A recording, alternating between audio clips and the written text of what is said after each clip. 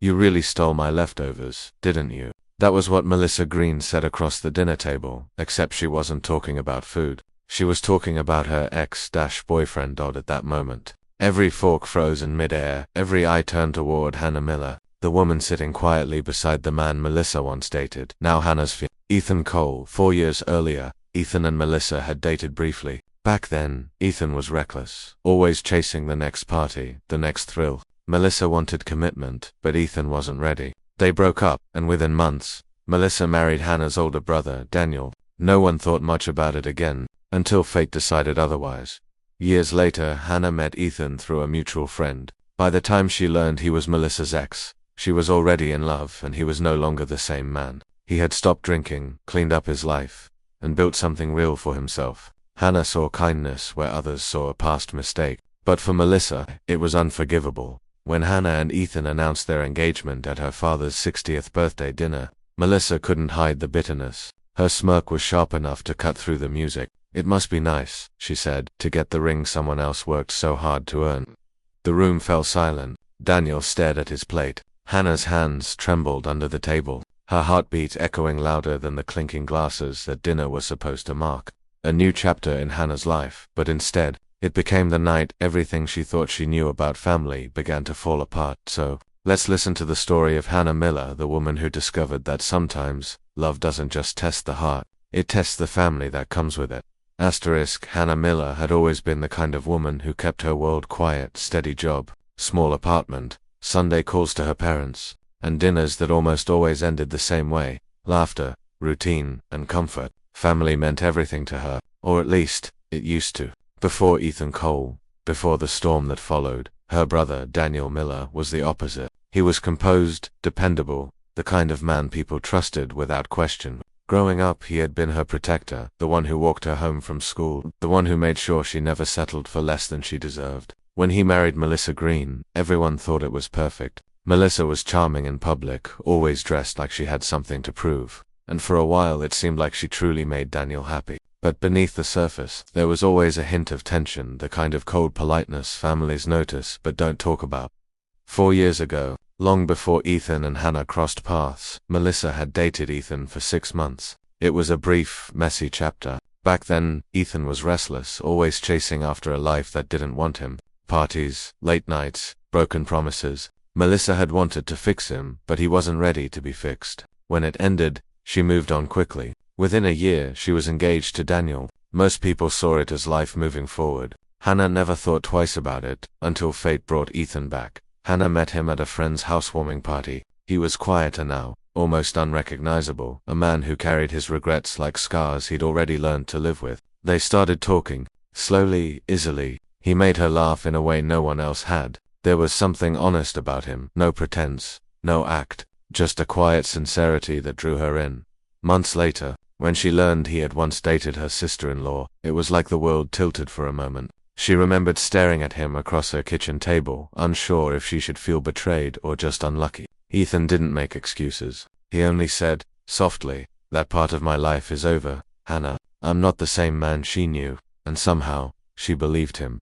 From that day, she promised herself one thing: she wouldn't let someone else's past define her happiness. But deep down, Hannah knew the past has a way of finding its way back, especially when it wears the face of family. The night of her father's 60th birthday felt like something out of a movie, the kind of evening Hannah Miller had always loved. Warm lights strung across the backyard, soft music humming from the speakers, the smell of barbecue and wine floating in the air. Her father sat at the head of the table, laughing louder than anyone, his joy filling every empty space. For a while, it almost felt like peace. Ethan sat beside Hannah, his hand resting lightly on her knee under the table. He looked calm, steady, the man she had fallen in love with. Across from them sat Daniel and Melissa, and even in the golden glow of the lights, Hannah could feel the cold between them, like invisible frost creeping slowly across the tablecloth.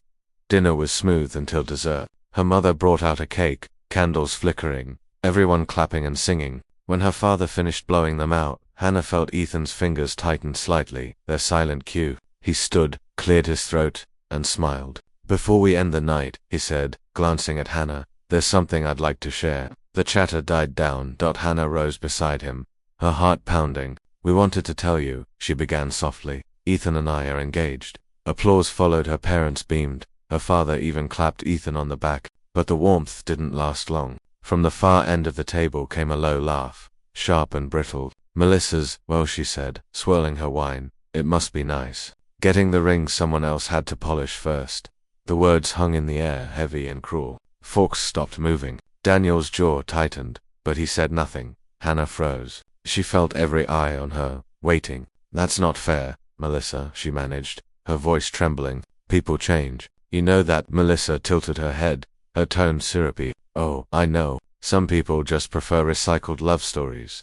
Her father's voice broke through, stern. "Melissa, that's enough." But the damage was done. Hannah's throat tightened, anger and humiliation clashing in her chest. Ethan reached for her hand, but she pulled away. "You have no right to talk to me like that," she said quietly. Melissa smiled without warmth. "Just calling it like I see it." The room fell silent again, and for the first time in her life, Hannah wished she wasn't part of this family gathering that night. Long after the guests left and the lights dimmed, the echo of Melissa's words still clung to Hannah's mind, a quiet reminder that some wounds don't bleed on the surface, but they never stop hurting. The air that night never really cleared, even after the laughter had faded and the lights were turned off. The tension from that dinner clung to the Miller's house like smoke that refused to leave. Hannah lay awake beside Ethan, staring at the ceiling while the replay of Melissa's voice echoed in her mind. "It must be nice. Getting the ring someone else had to polish first." The words repeated over and over until they lost meaning, yet somehow cut deeper every time. Ethan reached for her hand, whispering, "She can't touch us. Hannah, let it go." But it wasn't that simple. It never was, not when family was involved. The next morning, her phone buzzed, non-stop. Her mother called first, soft-spoken, nervous. She tried to smooth things over, saying Melissa didn't mean it that way, that she was probably just emotional. But Hannah could hear the fear in her voice, the same fear of confrontation that had always kept her mother quiet. Her father, on the other hand, wasn't quiet at all. Later that day, he called and said bluntly, "I told your brother his wife isn't welcome here anymore. I won't have her poisoning every family gathering." There was anger in his tone, but beneath it, sadness. He hated conflict almost as much as Hannah did, yet this time, even he had reached his limit. Daniel didn't take it well. By evening, Hannah received a long text from him, full of disappointment, accusations, and guilt. "You embarrassed her in front of everyone," he wrote. "You should have walked away." She read the message twice, disbelief turning into exhaustion. There it was, her brother defending his wife instead of his sister. Again. Ethan tried to make her laugh that night, cooking dinner and playing her favorite records, but nothing drowned out the silence from the rest of her family. Then came the whispers, cousins messaging her on Facebook, an aunt leaving a voice note asking if the rumors were true. Apparently, Melissa had already started telling people that Hannah stole her ex and ruined her marriage. It spread like wildfire. Hannah's stomach twisted every time her phone lit up. She deleted messages without opening them, but curiosity always won. Everyone had an opinion. Everyone wanted a side. By the end of the week, even her mother sounded tired. "Honey," she said quietly over the phone, "maybe it's better if you just apologize." For peace. That broke something in Hannah. She sat in silence for a long time, her voice barely above a whisper when she finally answered, "Peace for who, Mum? Because I'm not the one who started this." After that, she stopped answering calls, stopped checking messages. The only person she could still stand to see was Ethan, and even then, she worried that her silence would somehow drag him into the same chaos. But Ethan never wavered. He told her that sometimes families fall apart because one person refuses to keep pretending, and deep down, Hannah knew he was right. She hadn't broken her family, she had just refused to stay quiet while someone else did. But the storm that began that night at the dinner table was only the beginning. The words, the whispers, the anger, they were spreading faster than she could stop them. And as much as Hannah wished she could move on, something told her this story was far from over. But the story didn't end there.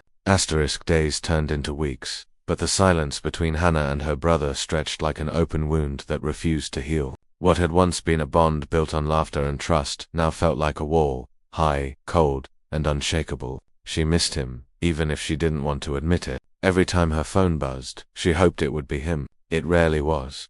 One Sunday afternoon, Hannah sat by the window, watching rain streak down the glass. Ethan was out running errands, and the house was too quiet. Her heart ached with the kind of restlessness that doesn't go away with time. Finally, she picked up her phone and typed out a message she had rewritten 100 times. "Can we talk?" Just us, no one else. To her surprise, Daniel replied almost immediately, tomorrow, 10 a.m., at Rosie's Cafe. The next morning, she got there early. The cafe smelled of fresh coffee and cinnamon, and the low hum of conversation filled the air. When Daniel walked in, Hannah's chest tightened. He looked tired, older than she remembered, like the weight of all the family drama had settled on his shoulders.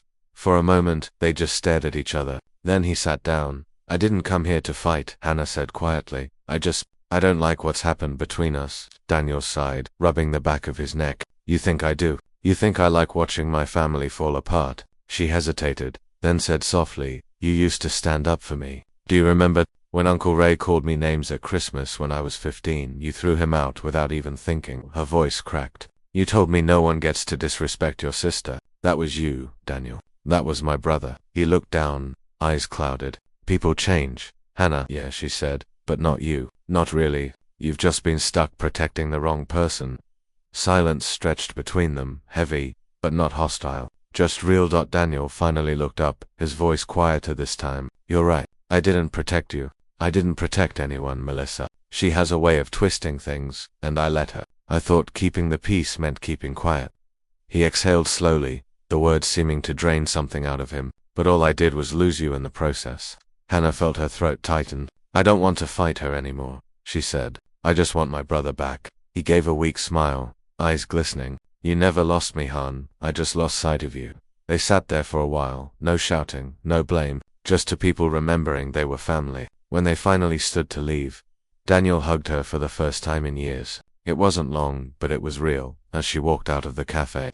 Rain had stopped, and sunlight was starting to break through the clouds. For the first time in a long while, Hannah felt something close to peace. She believed that, maybe, just maybe, for the first time in years, she could call him her brother again. A week after that morning at Rosie's Cafe, everything began to change. Slowly at first, like the calm before another storm, and then, all at once, Daniel started coming around more often. He'd stop by their parents' house after work or drop in on Hannah and Ethan just to talk. The heaviness that once lived behind his eyes seemed lighter, but there was something else there too, a quiet resolve, the kind that only comes from finally seeing the truth. One evening, as Hannah and Ethan sat on their porch watching the sun dip behind the trees, her phone buzzed. It was a text from Daniel. I told her, just 2 words, but Hannah knew exactly what they meant. Later that night, Daniel called. His voice was steady, almost eerily calm. I asked Melissa for a divorce, he said. I should have done it years ago. For a moment, Hannah didn't know what to say. Part of her wanted to cry, another part felt an overwhelming sense of relief. How did she take it? She asked softly. She didn't care about me, Daniel said after a long pause. She cared about how it looked. She said people would think I left her for someone else, that I'd embarrass her.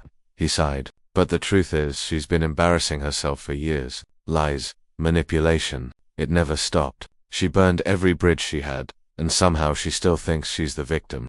He went on to tell Hannah how Melissa had been spreading rumors about nearly everyone, their cousins, her own friends, even her co-workers. Little stories designed to make people distrust each other, to make her feel superior. I kept thinking if I just ignored it, she'd change, Daniel said. But some people don't want peace. They only know how to start fires.